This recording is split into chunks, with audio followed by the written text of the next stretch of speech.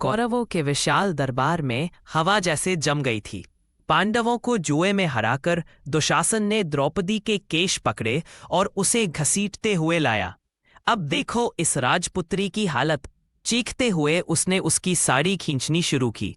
द्रौपदी की आंखों में आंसू और चेहरे पर लज्जा के भाव थे, पर उसकी प्रार्थना गूंज रही थी, हे गोविंद, अब केवल तुम ही मेरी रक्षा कर सकते हो।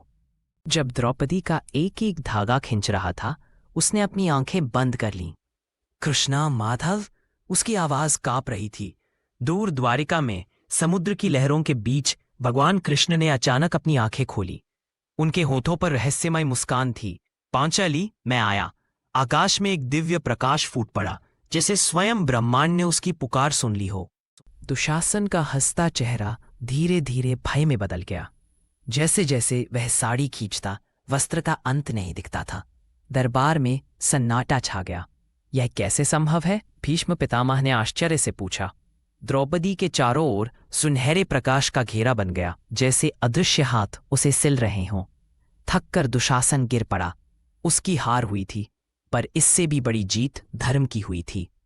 चमत्कार ने सभी के हृदय को झकझोर दिया। विदुर की आंखों में आंसू थे। हे राजन, यह अधर्म सहन नहीं होगा। अंधे धृतराष्ट्र ने द्रौपदी को अपने पास बुलाया। पुत्री, मुझे क्षमा करो। उन्होंने पांडवों की बेड़ियां खोल दी, पर द्रौपदी के मन में एक प्रतिज्ञा जल रही थी। यह अपमान वह कभी नहीं भूलेगी। उस दिन हस्तिनापुर में धर्म का सूरज फिर से उगा था। रात के एकांत में द्रौपदी ने आकाश की ओर देखा। तुम हमेशा मेरे साथ हो कान्हा। उसकी आवाज में श्रद्धा थी।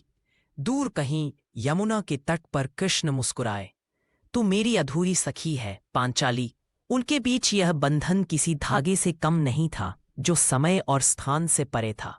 आज का चमत्कार सिर्फ एक साड़ी का नहीं, बल्कि भक्ति की शक्ति का प्रतीक बन गया था।